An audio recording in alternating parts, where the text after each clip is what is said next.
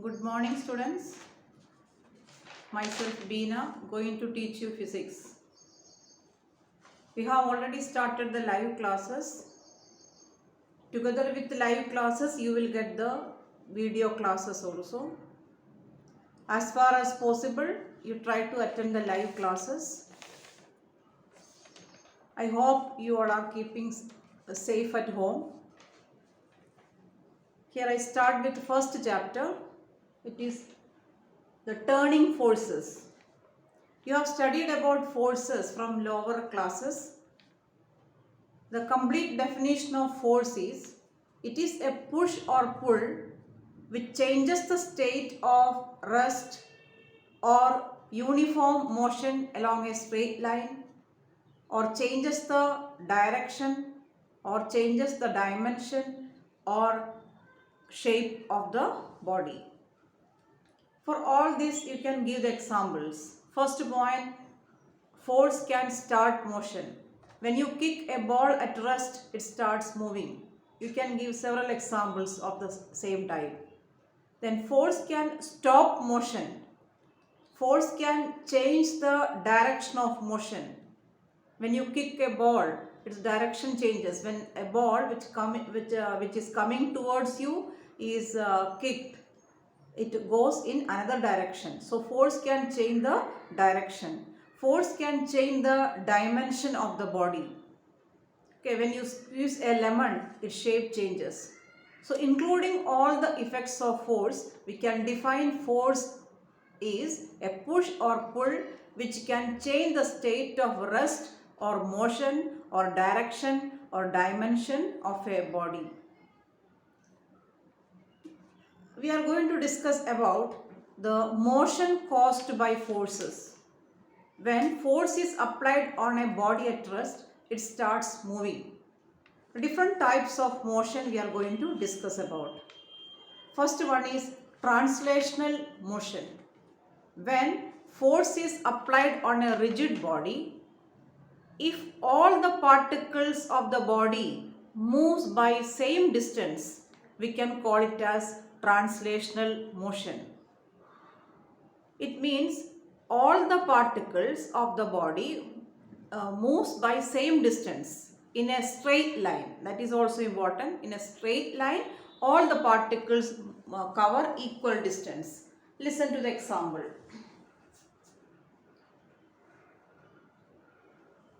Imagine on a table surface you have kept a wooden block, and A and B are 2 points on the body, and some force is applied on it in this direction, thereby the body moves forward and it reached here. Suppose it reached here. This is the initial position and this is the final position. When the body reaches at the final position, here are the points A and B. If you measure what is the distance travelled by the particle A and B, it will be same. Measure from A to A, B to B. You will see it is equal. Distance from A to A and B to B are same. Means the particles travelled equal distance in same straight line. This type of motion we call as translational motion.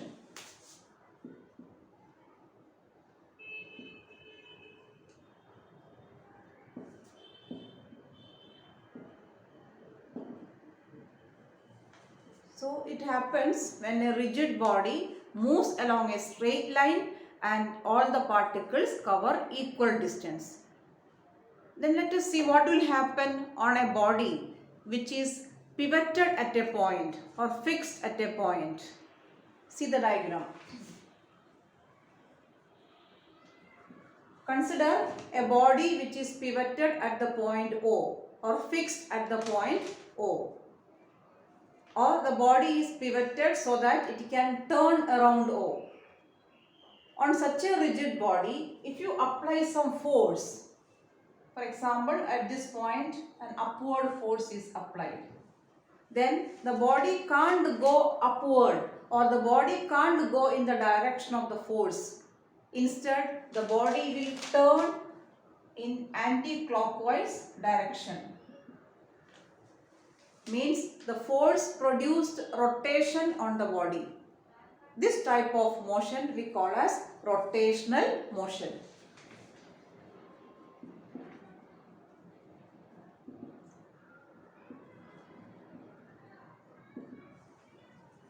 Then here the particles, different particles are covering unequal distance in same time interval. You imagine this body completes one rotation and consider two particles on the body A and B. When one rotation is over, one complete rotation is over, the distance travelled by A and B, if you measure, it will not be same. Different distances are covered by different particles in rotational motion. That is the important difference between translational and rotational motion. So here the force produced some turning effect on a body. This turning effect of a body is known as moment of force, or it is also called as torque.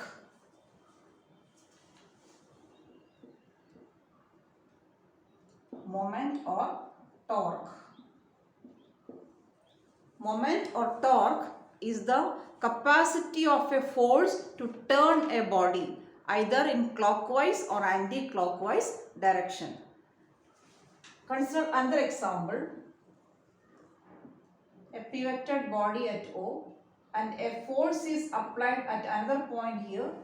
Then in this case the body will turn clockwise. First example, the body turns anti-clockwise. Here in this example, clockwise. So the direction of the force is important. In first case, force was in upward direction, then it rotates anti-clockwise. In second case, force was in downward direction, then it makes clockwise rotation. Now let us see how to calculate the moment. Here some terms you have to study. In this example, first example, the body is pivoted at the point O. This point we call as fulcrum or turning point. Then here the force is applied at a point on the body. That particular point we call as point of action of force. The next term, line of action of force. You imagine a line passing through the point of action of force in the same direction of force. Just extend it. Look at this dotted line. It is an imaginary line drawn in the direction of force passing through the point of action of force. This imaginary line we call as line of action of force. Then the distance from the pivoted point or fulcrum to the line of action of force. This perpendicular distance we call as moment arm. Definition of moment arm is, it is the perpendicular distance from the line of action of force to the turning point or fulcrum. Then the formula to find out moment of a force is force into moment arm. Force into moment arm, that is a formula for moment of a force. Then moment can be in anti-clockwise or clockwise direction. Anti-clockwise moment is considered as positive and clockwise moment is considered as negative. Then unit of moment of force. Moment of force is the product of force and momentum. Formula is force into momentum. Force has 4 different units. In 9th class you have studied. Force has absolute units and gravitational units. Newton and dyne are the absolute units. Kilogram force and gram force are the gravitational units. Total 4 units are there. Moment arm is distance. So its units are meter and centimeter. So the different units of moment of force is Newton, meter and dyne, centimeter. These two are the absolute units of moment of force. Force in Newton, moment arm in meter. So Newton meter is the SI unit and dyne centimeter is the CGS unit. If you measure in gravitational units, the units are kilogram force meter, gram force centimeter. These are the gravitational units of moment of force.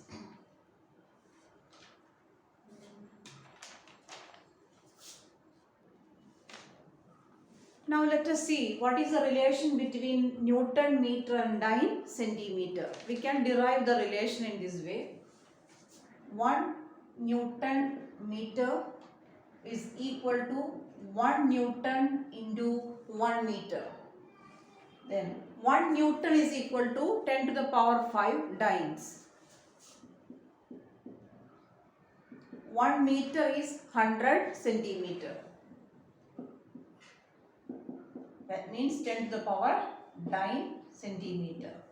So the relation between Newton meter and dyne centimeter are 1 Newton meter is equal to 10 to the power 7 dyne centimeter. Now what is the relation between these two SI units? Newton meter and kilogram force meter. We can derive the relation in this way.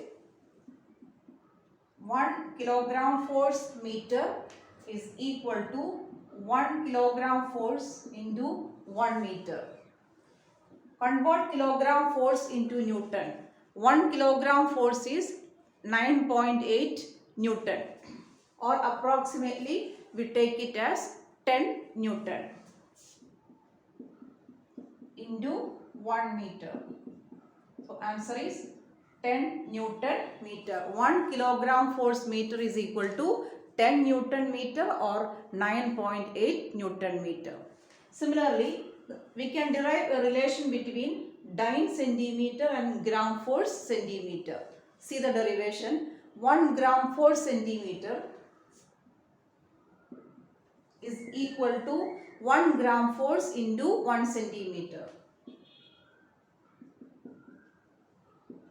1 gram force is equal to 980 dynes.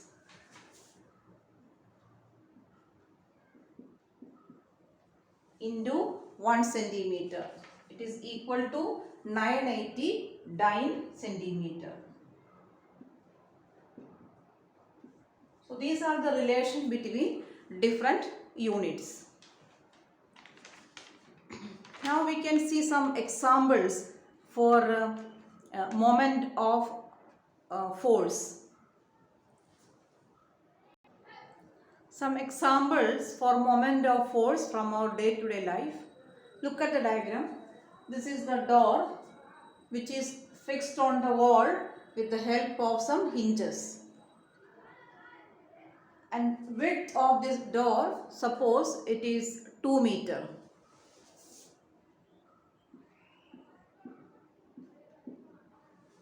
And to open or close this door, we apply the force at the edge. The handle is usually kept at the edge, and here we apply the force at this point. Okay. The force required, suppose the force required to open this door is 100 Newton.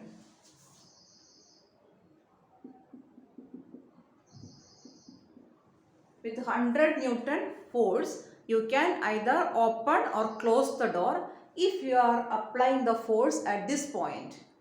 Calculate the moment of force required to move this door, either open or close. So you can apply the formula moment is equal to force into moment arm. In this case, moment arm is 2 meter. Moment arm definition is it is the distance between the line of action of force. This is the line of action of force to the turning point or axis of rotation. This line can be called as axis of rotation. So the distance between them is equal to the width of the door. So moment of force is equal to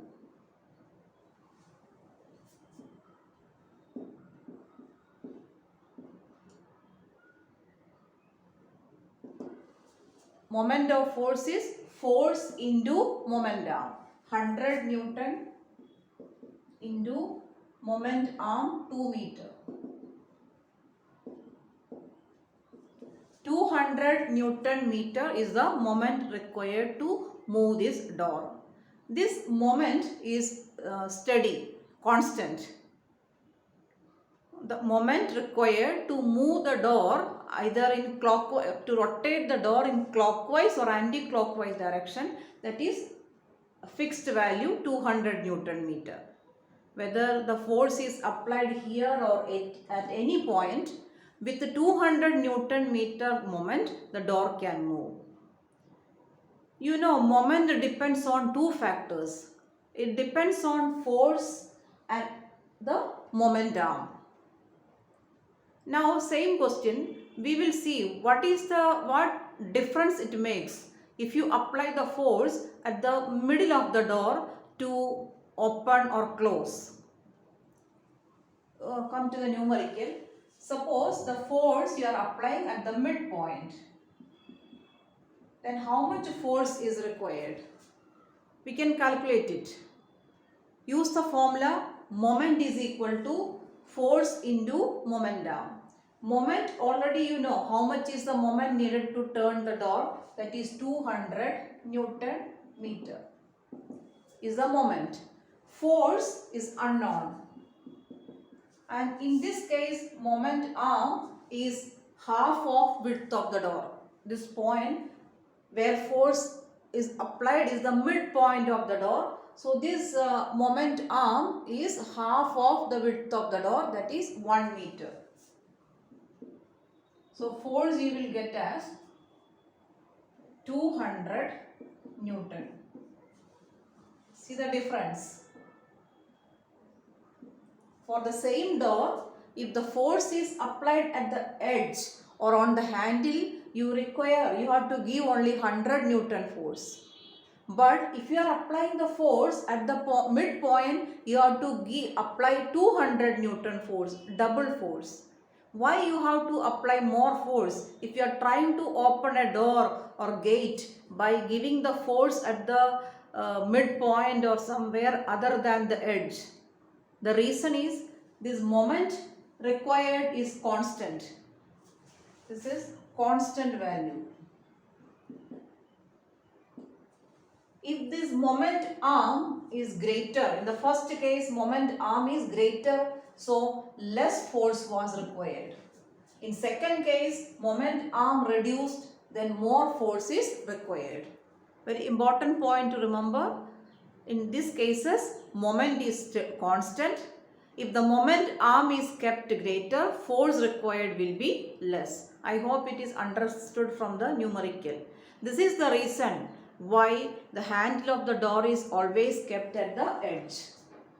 To keep the moment arm greater, so that with less force you can bring the required moment for the door.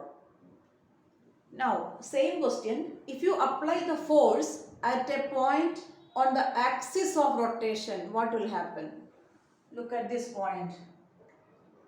Suppose here you are giving a force at this point. What will happen to the door? I mean, if the force is exerted along the axis of rotation, the door will not move, because in this case force is there but moment arm is 0. So no movement will be there, no torque or no moment will be there. Moment arm becomes 0. Distance from the axis of rotation to the line of action of force is 0. Both are same, coinciding. Axis of rotation and line of action of force are coinciding. So moment arm is 0. No torque or moment will be there. So remember, the two factors that determine moment are force and momentum. If moment arm is kept greater, with less force we can move or rotate a body. Some more examples for moment of force, that is the hand floor grinder. In villages you might have seen how the grains are powdered by using hand floor grinder. It has two, its figure is given in the book, you can see on page number 10, the figure on the top. You look at that diagram shows the hand floor grinder. There are two circular stones. The bottom one is fixed, upper one is to be rotated. In between that two, the grains will be kept, and when the upper stone gets rotated, that grains get powdered. For rotating that upper stone, there is a handle. That handle will be always at the edge. Look at the diagram in the textbook. What is the benefit of keeping this handle at the edge? The same concept is applied there. That circular stone, its midpoint is the turning point. Handle is at this edge. So here is the point where force is applied. So this is the line of action of force, and this is the turning point. Since this moment arm, this distance, moment arm is greater, with less force that the stone can be rotated. Look at the next example on same page, figure 1.7. By using a long spanner, you can turn a nut. To open or close a nut, you have to bring some moment on it. You have to turn it either clockwise or anti-clockwise. That means moment is to be produced. For that we use the spanner. The spanner with long handle is beneficial than a spanner with a short handle. Let us see the scientific reason behind it. Suppose this is the nut. This nut is to be rotated around the point O either clockwise or anti-clockwise. For that we use a spanner.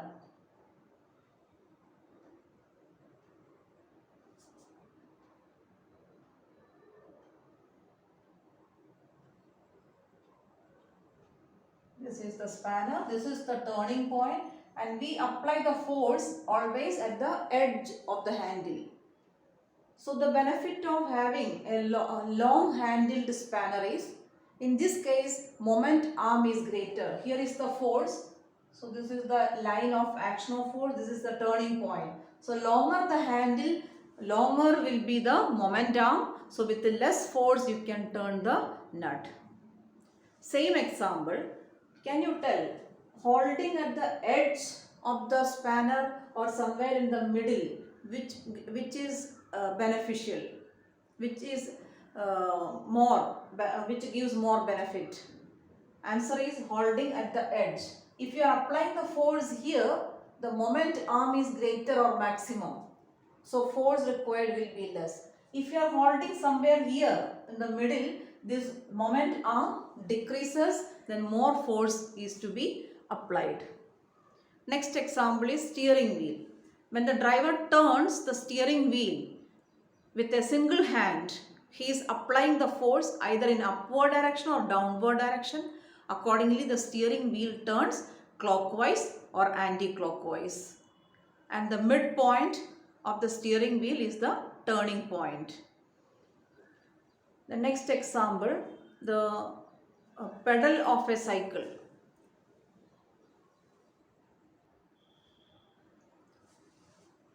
Here, to ride a cycle, you have to apply the force on the pedal.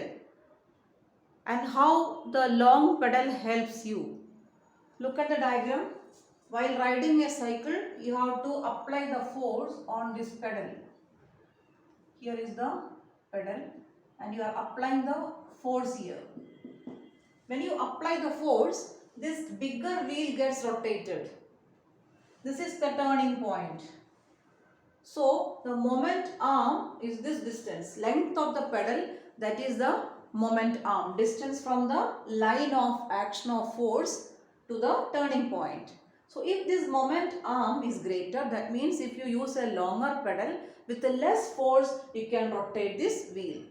When this wheel gets rotated, the smaller one also gets rotated because they are connected with a chain. So the use of a longer pedal here is to increase the momentum, thereby to reduce the force required to ride the cycle.